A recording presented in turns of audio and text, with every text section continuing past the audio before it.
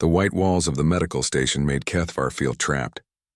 His forearms moved restlessly as he sat in the chair that was too small for his large frame. The human doctor across from him watched with careful eyes. Her name was Elena Vasquez, and she wanted to hear his story. Cathvar had blue-green skin that looked like armor plates. Two big eyes sat in the front of his head, while smaller eyes on the sides watched for danger. He could not stop them from moving. Ever since the war ended, he could not feel safe anywhere. "Tell me about the beginning," Dr. Vasquez said in a soft voice. Her translator made the words sound strange in his language, but he understood. Cathvar's lower arms gripped the chair. He did not want to remember, but the doctors said talking would help. They said it would make the nightmares stop. He doubted this, but he would try. "I was Talon leader of the 47th Void Hunters," he began. His voice shook only a little. "We were the best warriors in the Zephyrian fleet. We had won every battle for 40 years. Every enemy feared us." Dr. Vasquez wrote notes on her tablet. She did not interrupt, which was good. "Most humans talk too much. My unit had 300 warriors, all trained from birth to fight. We knew every weapon, every ship, every battle plan. We had conquered 17 star systems. We never lost." Cathvar paused. Outside the window, he could see ships moving between the space stations. Some were human ships. The sight still made his skin crawl. "When the Galactic Concordance decided to attack the human colonies, we thought it would be easy. Humans were new to space. They had only been flying between stars for 200 years. Their ships were ugly and slow. Their weapons were simple." The doctor nodded but said nothing. Cathvar appreciated this. He needed to tell the story his way. The war planners said humans barely understood how to fight in space. They had no proper military training, no battle traditions. They were farmers and traders trying to play at being soldiers. Cathvar's main eyes focused on the wall behind the doctor. He could see it all again. The briefing room on the flagship. The confident faces of his fellow commanders. The easy way they talked about the coming victory. "I commanded one of the assault groups. We were assigned to attack a world called New Manitoba. It was a farming planet, mostly crops and food processing. The population was only 2 million humans. Our intelligence said they had maybe 50 ships for defense and no real military bases." His secondary eyes twitched as he remembered. The plan was simple. We would arrive in orbit, destroy their few ships, then land troops to secure the planet. The humans would surrender quickly once they saw our power. It always worked that way with other species. Dr. Vasquez leaned forward slightly. "What made you think it would be different this time?" Cathvar made a sound that might have been a laugh, but there was no humor in it. "Nothing. We had no reason to think humans were special. Every species fights the same way when they face us. They use their best weapons first. When those fail, they try to negotiate. When we refuse, they surrender to save lives." He shifted in his chair, trying to find a comfortable position. His body still ached from wounds that had healed months ago. "The 47th Void Hunters were chosen because we were efficient. We could take a planet with minimal damage to infrastructure. The Concordance wanted New Manitoba's farms intact. Food production was valuable." His forehands clenched into fists as he spoke. "I had fought the Altarian Empire when they tried to expand into Concordant space. I had battled the Silicon Collective in the asteroid fields of Vega. I had led ground assaults against the warrior clans of Proxima. All of them fought with honor and logic." Dr. Vasquez wrote more notes. "Honor and logic? They used their resources wisely. They protected valuable assets. When defeat became certain, they negotiated terms to save lives and preserve their culture. This is how civilized beings wage war." Cathvar stood up and walked to the window. His reflection stared back at him, scarred and broken. "I had killed many enemies, but I always respected them. They were soldiers like me, doing their duty. War was terrible, but it followed rules. It made sense." He turned back to face the doctor. "Humans changed everything. They did not follow any rules. They did not make sense. How so?" Cathvar sat down again, his movements careful and controlled. "The journey to New Manitoba took 8 days. During that time, I studied the intelligence reports. Human ships were crude but functional. Their weapons were kinetic projectiles and simple energy beams. Nothing we had not seen before." His voice grew quieter. "The reports said humans were emotional creatures. They formed strong bonds with family and community. This was seen as a weakness. Emotional soldiers make poor decisions. They hesitate to sacrifice for victory." Dr. Vasquez raised an eyebrow. "Is that what you found?" "No. The word came out like a growl. That was the first mistake. Humans do form strong bonds, but instead of making them weak, it made them dangerous in ways we could not predict. Kethvar stared at his hands. 3 months later, they still shook sometimes. We arrived at New Manitoba on schedule. Our fleet was impressive. 12 heavy cruisers, 30 destroyers, and 200 fighter craft. Enough firepower to level a planet. He looked up at Dr. Vasquez. The human defense fleet came out to meet us. 53 ships, just like the intelligence said. Most were converted cargo vessels with guns bolted to their hulls. A few were proper military ships, but old and outdated. His voice became hollow. We should have destroyed them in minutes. Our weapons were superior. Our ships were faster and stronger. Our pilots had decades of training. But you didn't destroy them quickly. Kethavar's skin changed color slightly, becoming darker. It was a sign of deep distress in his species. They did something no rational enemy would do. Something that broke all the rules of space combat. He paused, struggling with the memory. The human ships charged straight at us. Not in formation. Not with any tactical plan. They just flew directly into our weapons fire. Dr. Vasquez frowned. That sounds like suicide. It was suicide. But it was not random or desperate. The cargo ships had been loaded with nuclear explosives. The humans were using their own vessels as giant bombs. Pilots flew them directly into our cruisers, destroying themselves to damage us. Kethavar's forearms wrapped around his torso. As they flew to their deaths, they were transmitting. Not battle commands or requests for help. They were singing. Human songs. Messages to their families. Words of love and hope. His voice broke slightly. Our battle computers could not process it. Why waste valuable ships and trained pilots for such small damage? Why choose certain death for minimal tactical gain? It made no sense. Dr. Vasquez set down her tablet. What did you do? We adapted our formations. We shot down the suicide ships before they could reach our important vessels. We lost some fighters and 2 destroyers, but we learned to counter their tactic. Kethvar looked out the window again. That was our second mistake. We thought we had solved the problem. We thought humans were just desperate and using the only tactic they could think of. He turned back to the doctor. We did not understand that this was just the beginning. The space battle was not meant to be won. It was meant to teach us that humans do not follow the same rules as other species. His voice dropped to a whisper. They were showing us that they would rather die than let us win easily. And they were buying time for something much worse. Dr. Vasquez leaned back in her chair. Time for what? Kethvar's secondary eyes darted around the room again, checking for threats that were not there. Time to prepare the real nightmare. The space battle was just a message. The ground war would be our education in what humans really are. He stood up abruptly. That is enough for today. Tomorrow I will tell you about the landing. About what we found when we reached the surface of New Manitoba. The doctor nodded. Thank you, Kethvar. I know this is difficult. As he walked toward the door, Kethvar paused. Dr. Vasquez, may I ask you something? Of course. Do all humans sing when they are about to die? The doctor was quiet for a long moment. Many do. Music helps us feel connected to something larger than ourselves. Kethvar shuddered. That is what I was afraid you would say. Dr. Vasquez waited in the same white room the next day. Kethvar arrived exactly on time, as he had every day since the interviews began. His species valued punctuality, but she noticed his movements were more careful today. His forearms stayed close to his body, and his secondary eyes moved constantly. Are you ready to continue? She asked gently. Kethvar settled into his chair with obvious discomfort. Yes. You wanted to know about the ground assault. He stared at the floor for several seconds before speaking. After we dealt with the suicide ships, we established orbital control. This should have been the end of resistance. Without ships, planetary defenders cannot fight effectively. His main eyes focused on something far beyond the room. We followed standard procedure. First, we scanned for military installations and weapons platforms. Most species concentrate their defenses around important cities and industrial centers.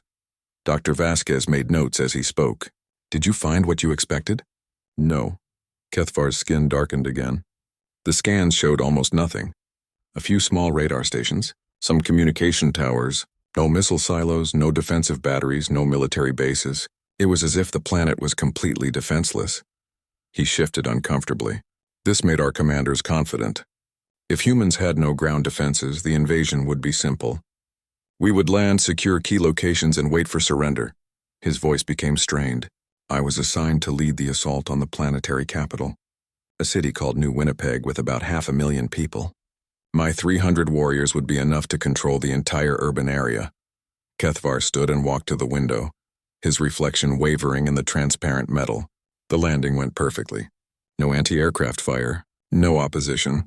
Our ships touched down in the main spaceport without a single shot being fired. Dr. Vasquez noted the tension in his posture. That should have been encouraging. It should have been, but something felt wrong. The city was too quiet, not empty but quiet in a way that made my warriors nervous. He turned back to face her. We advanced into the city center using standard formation. Scouts ahead, main force in the middle, heavy weapons in the rear. We had studied human urban planning. We knew which buildings were important. His 4 hands began to tremble slightly. The streets were empty, but we could see humans watching from windows. They did not run or hide. They just watched. Some were old people. Some were children. They did not look afraid. Kethvar sat down heavily. This was our first clue that something was very wrong. When we conquered other species, civilians either fled or cowered in fear. These humans just stood at their windows and watched us march past. Dr. Vasquez leaned forward. What did your scouts report?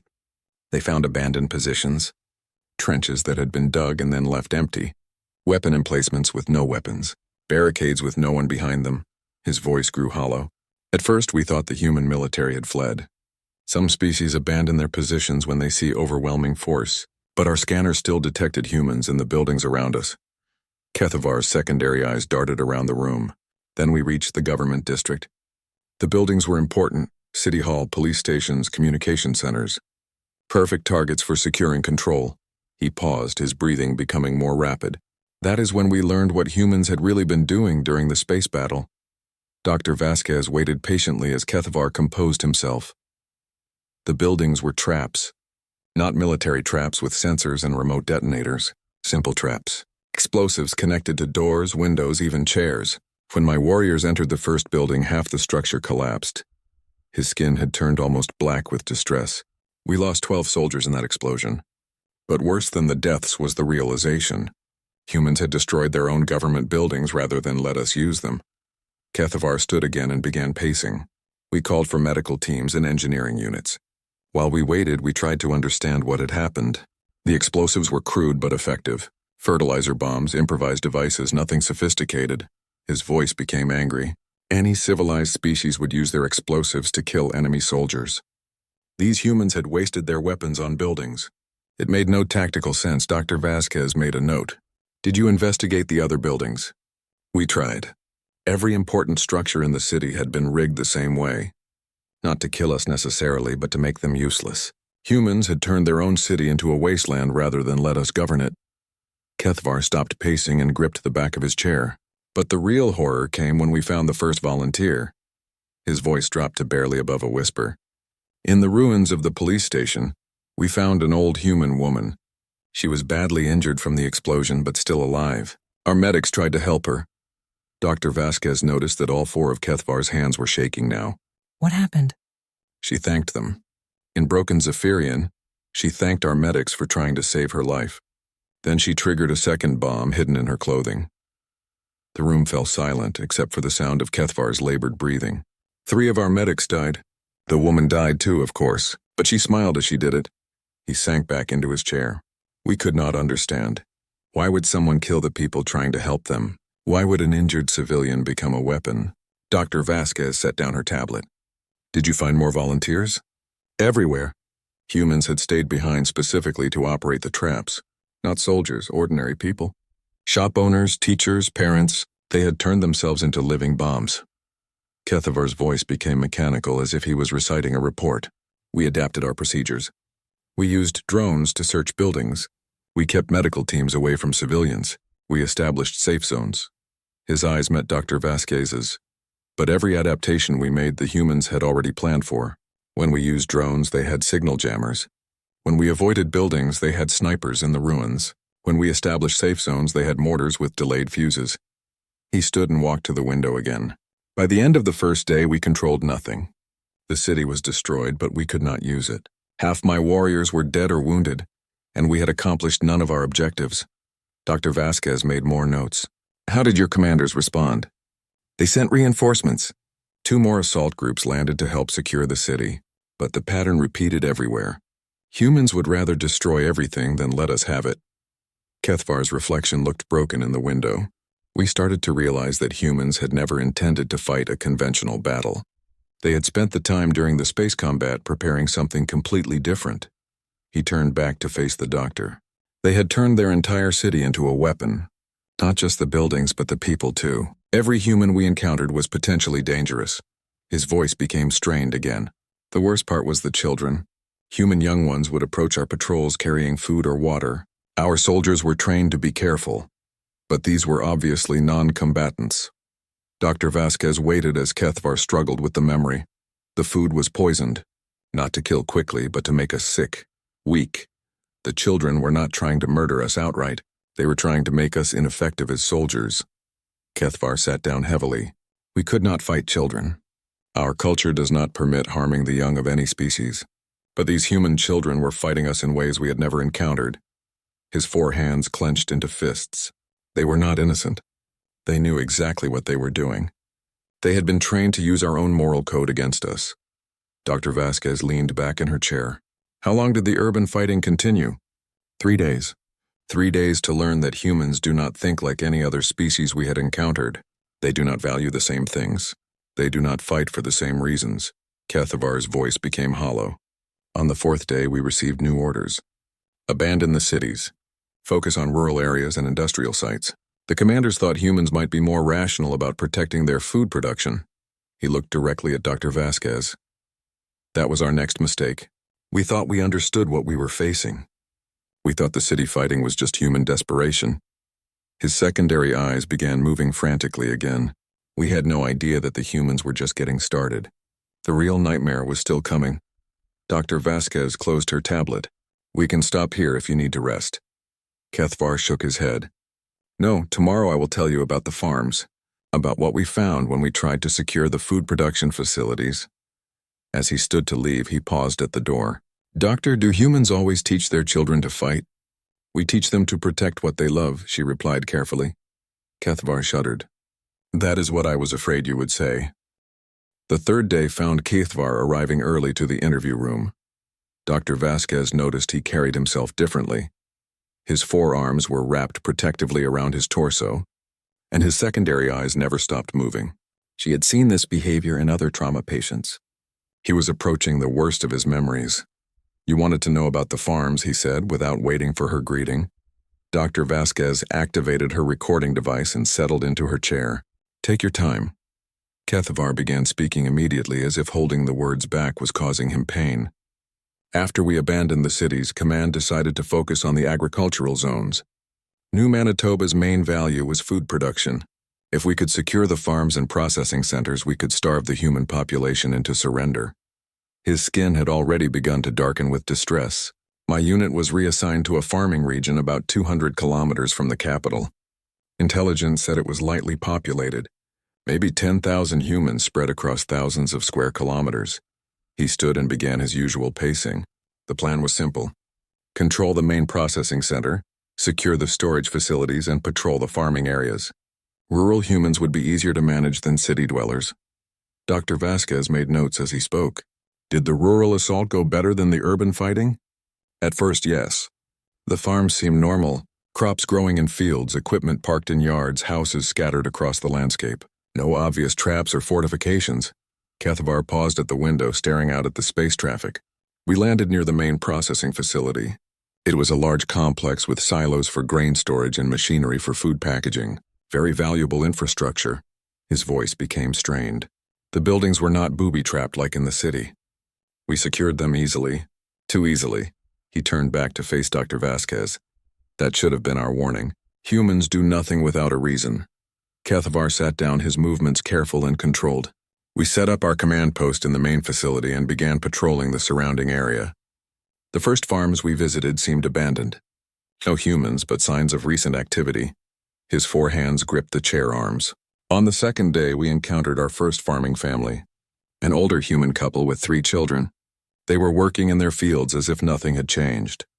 Dr. Vasquez noted the increasing tension in his posture. How did they react to your presence? They welcomed us. Kethvar's voice was barely above a whisper. The adults approached our patrol with their hands raised in what we learned was a peaceful gesture.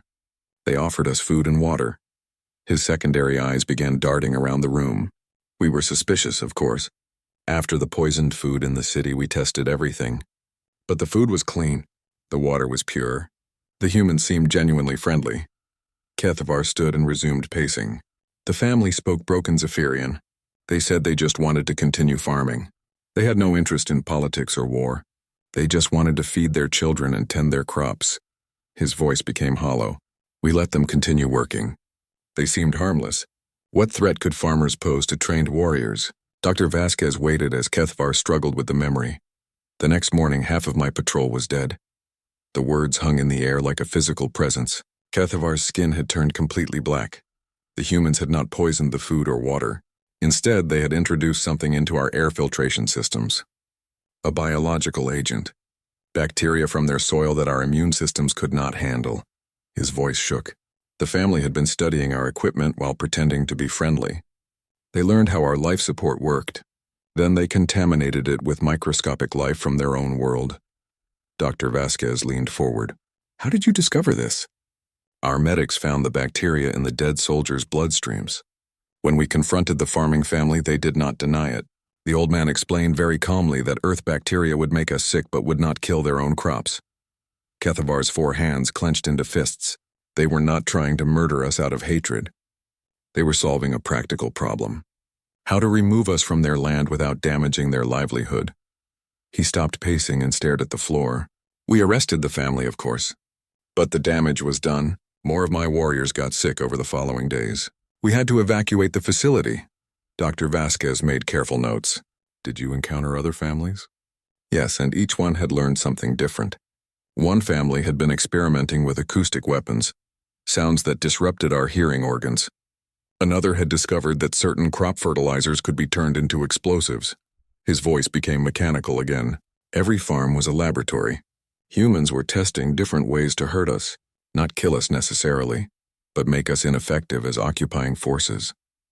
Kethavar walked to the window and pressed his hands against the transparent metal. The worst part was their children. Human young ones would follow our patrols at a distance. We thought they were curious about aliens. He turned back to Dr. Vasquez, his eyes wide with remembered horror. They were mapping our patrol routes, recording our schedules, learning our habits. Children as young as 8 years old were conducting intelligence operations. His voice dropped to a whisper. When we realized what was happening, we tried to avoid the human settlements. But the children could track us through the wilderness. They knew their land better than our scanners. Dr. Vasquez set down her tablet. How did command respond to these reports? They sent more troops. Elite units with better equipment and training. But every new unit that arrived had to learn the same lessons. Humans would adapt their tactics to whatever we sent. Kethvar began pacing again, his movements agitated. We tried using automated systems instead of soldiers. Humans hacked them. We tried staying inside our vehicles. Humans found ways to disable our engines. We tried aerial surveillance. Humans learned to hide from our sensors. His voice became angry. Every solution we developed, they had a countermeasure ready within days. It was as if they could predict our tactical thinking. He stopped and looked directly at Dr. Vasquez. That was when we realized the truth. Humans were not just fighting us. They were studying us. Every engagement was an experiment to learn how we think and fight. Kethvar's skin began to lighten slightly as he spoke about his realization. The biological warfare, the acoustic weapons, the hacking, these were not desperate measures. They were systematic research into our weaknesses. Dr. Vasquez made more notes. Did this change your approach? We tried to be unpredictable. Random patrol routes, irregular schedules, varied tactics. But humans adapted to that too. They started treating unpredictability as just another pattern to study. His voice became hollow again. The breakthrough came when we captured a human communications center.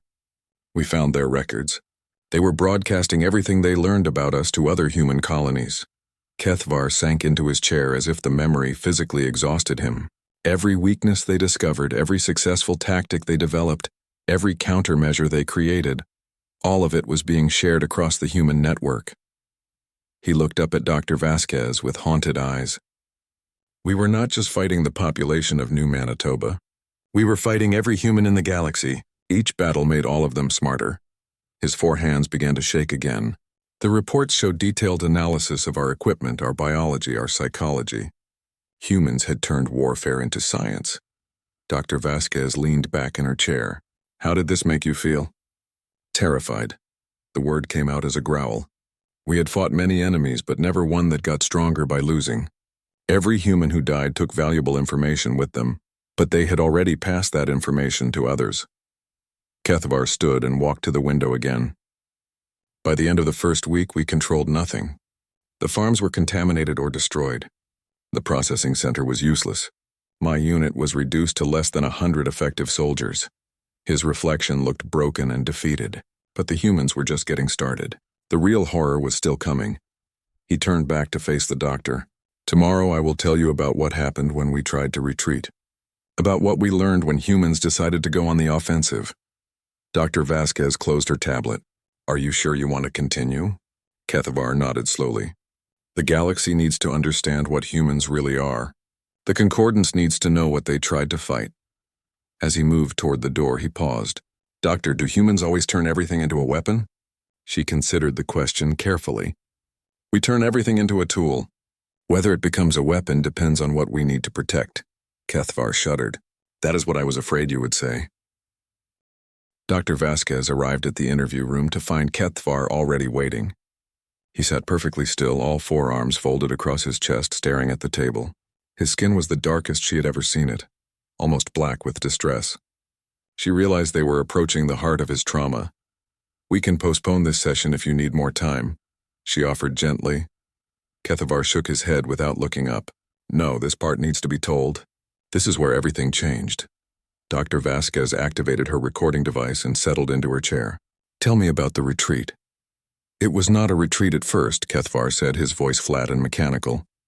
Command ordered us to fall back to a defensive position. We were to hold the main spaceport and wait for reinforcements. His main eyes finally looked up to meet hers. The spaceport was 20 kilometers from the processing center. We thought the humans would let us withdraw. Most species allow defeated enemies to retreat with dignity. He stood and began his familiar pacing, but his movements were different today, jerky and unpredictable. We loaded our wounded into transport vehicles and began the convoy back to the landing zone. Standard withdrawal formation. Scouts ahead, wounded in the middle, rear guard behind. Dr. Vasquez noticed his secondary eyes were moving more frantically than usual. Did the humans attack during the withdrawal? Yes and no. Kethvar stopped pacing and gripped the back of his chair. They did not attack us directly.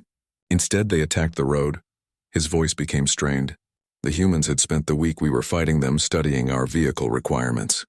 They learned exactly how much weight our transports could carry, how wide our vehicles were, how much ground clearance we needed.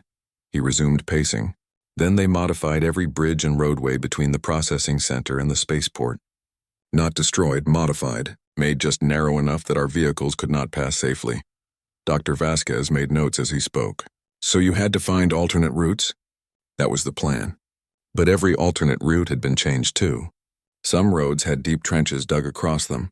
Others had barriers that were exactly the right height to damage our vehicles but not block them completely. Kethvar's skin darkened further. We realized the humans wanted us to abandon our vehicles and walk. They were forcing us to leave behind our heavy equipment and wounded soldiers. His voice became hollow, but when we tried to continue on foot, we discovered why they wanted us out of our vehicles. He stopped pacing and stared out the window.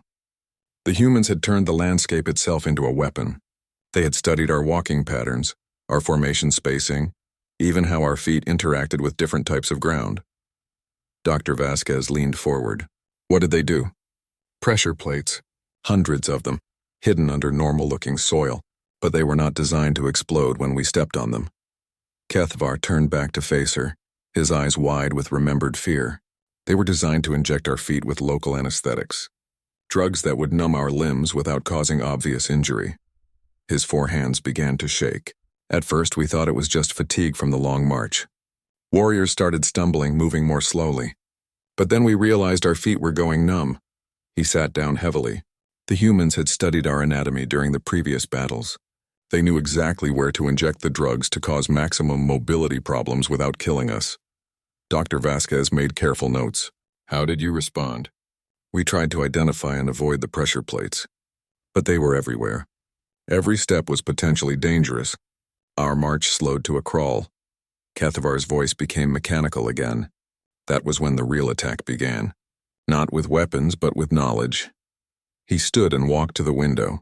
Human voices started speaking to us from hidden speakers, but they were not threats or demands for surrender. His reflection looked broken in the transparent metal. They were speaking perfect Zephyrian. Not translated speech, but fluent native pronunciation. They knew our language better than some of our own soldiers. Dr. Vasquez set down her tablet. What did they say? They told us the names of our dead comrades. They described exactly how each warrior had died. They knew details that only we should have known. Kethavar's voice dropped to a whisper. But worse than that, they knew the names of our families back home. They spoke about our mates and children as if they had met them personally. His secondary eyes darted around the room frantically. They had been monitoring our communications from the beginning. Every personal message we sent home, every private conversation between soldiers, humans had recorded and analyzed all of it. He turned back to Dr. Vasquez with haunted eyes. They knew us better than we knew ourselves. They understood our fears, our motivations, our relationships. Kethavar began pacing again, his movements agitated. The voices continued throughout the march. They would tell individual soldiers personal information about their lives. Things that should have been private. His voice became angry. It was psychological warfare, but not the crude intimidation tactics we had seen from other species. This was precise, targeted manipulation based on detailed study of our psychology. He stopped and gripped the chair again. Some of my warriors started to break down. They could not understand how humans knew such intimate details about their lives. Dr. Vasquez made more notes. Did the psychological attacks work? Too well. By the time we reached the spaceport, half my remaining soldiers were barely functional. They were terrified that humans somehow had access to their most private thoughts. Kethavar sat down and stared at his hands. But the worst was yet to come. When we arrived at the landing zone, we found our ships. His voice became hollow again. The humans had not destroyed them. They had improved them. Dr. Vasquez looked up from her notes.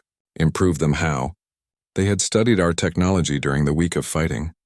Every piece of equipment we lost, every damaged vehicle we abandoned, humans had taken them apart and learned how they worked. Kethavar's 4 hands clenched into fists. Then they had made modifications to our ships. Better engines, improved weapon systems, enhanced life support. Our own vessels had been upgraded with human innovations. His voice shook. But the improvements came with a price. Hidden monitoring systems, tracking devices, remote access points. Humans had turned our ships into surveillance platforms. He stood and walked to the window again. We could not use the ships because humans could control them remotely, but we could not abandon them because they contained our only way off the planet. Dr. Vasquez leaned back in her chair. What did you do? We tried to remove the human modifications, but they had been integrated so completely into our systems that removing them would disable the ships entirely. Kethavar's reflection looked defeated. The humans had not just captured our technology. They had improved it beyond our own capabilities, then used that improvement to trap us. His voice became mechanical. That was when we received the communication from human leadership. Not a demand for surrender, but an offer to negotiate. He turned back to face the doctor. They offered to let us leave the planet safely.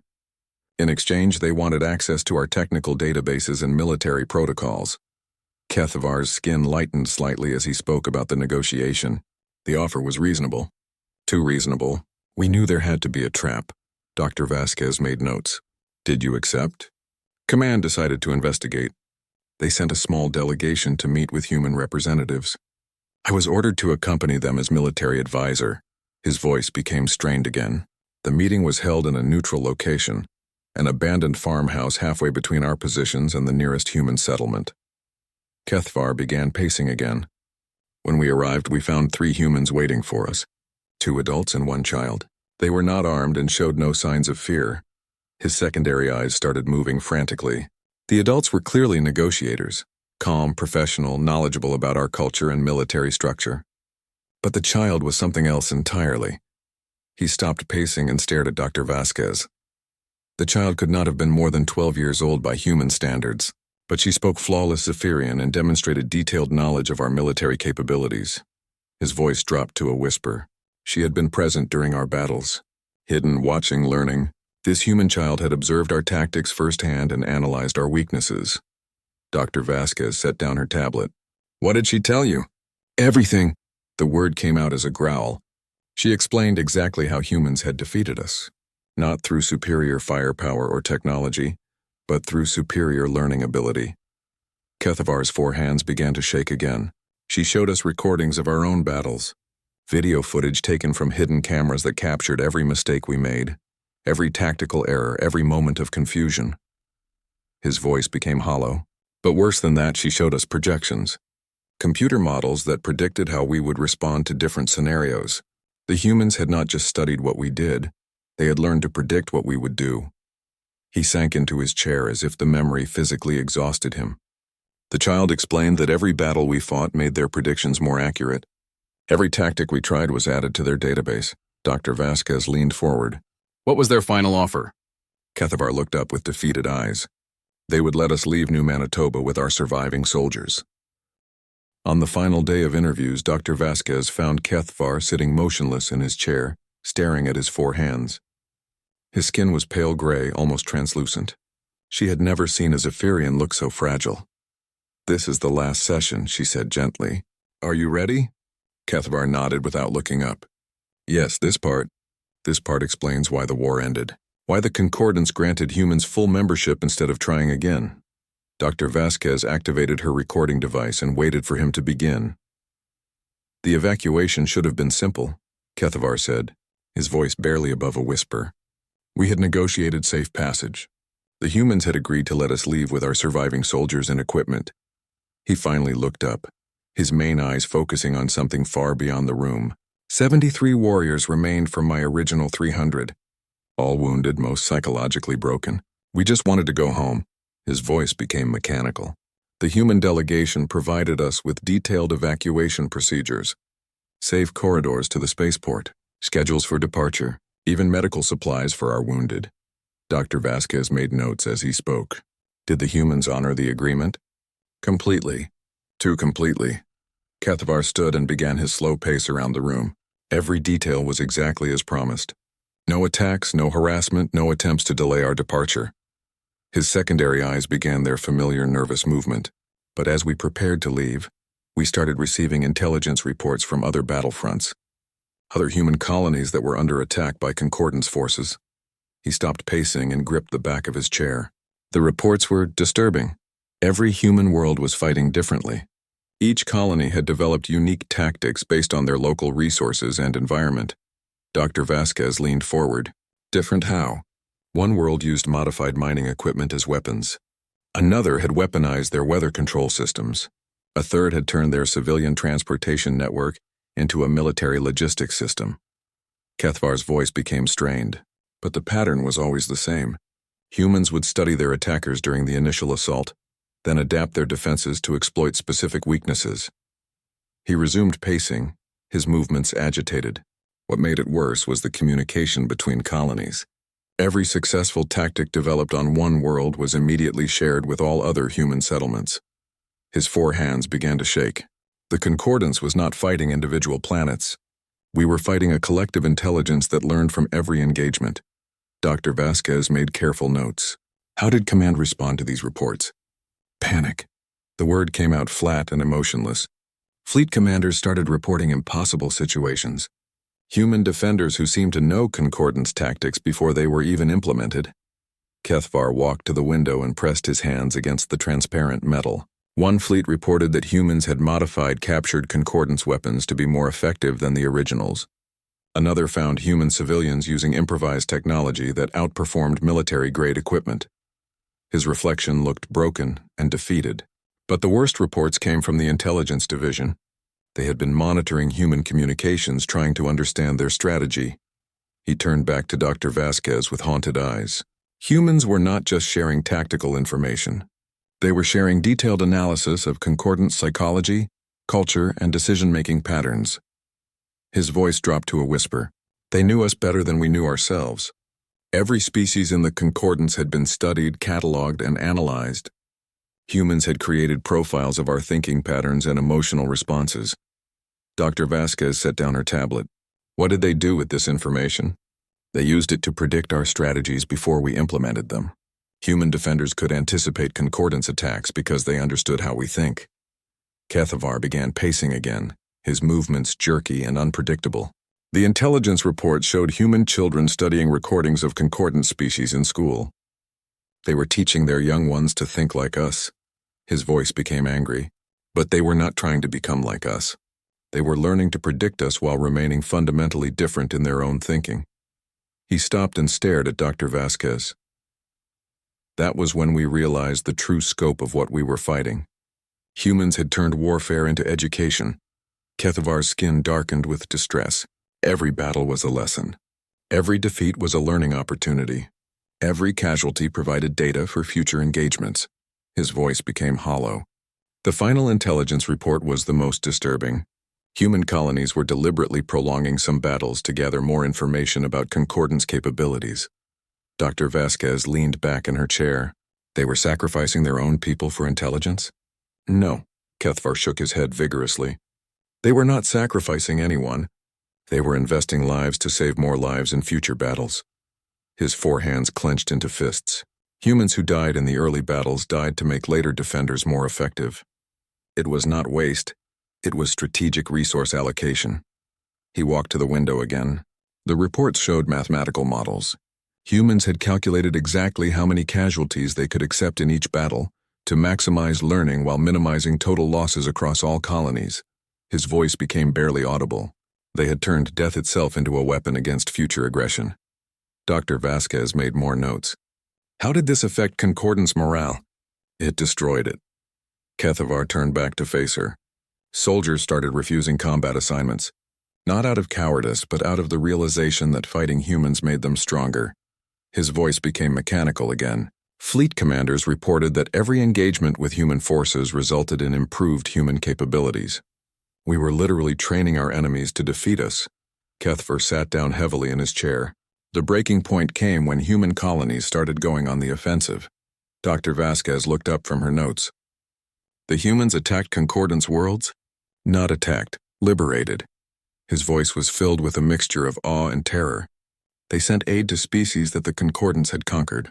Not military aid, but educational resources. His secondary eyes darted around the room frantically.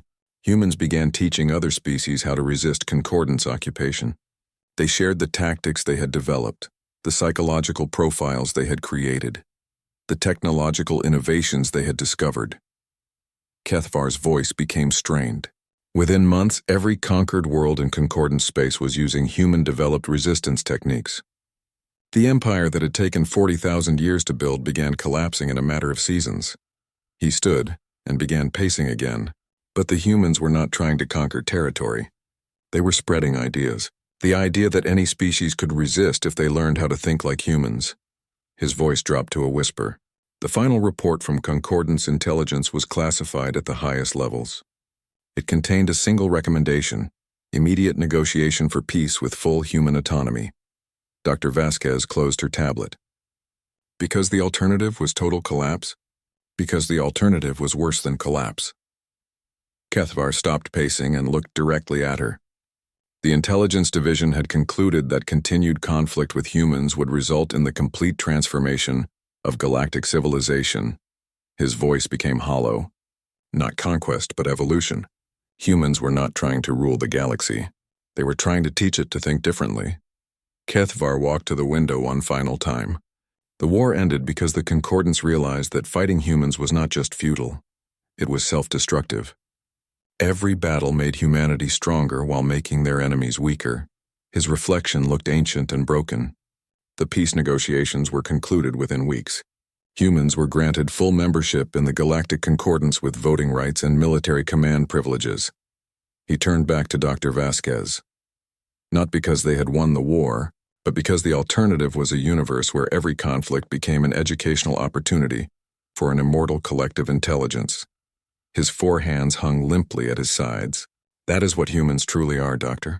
Not a species, but a learning algorithm that happens to be made of individual people.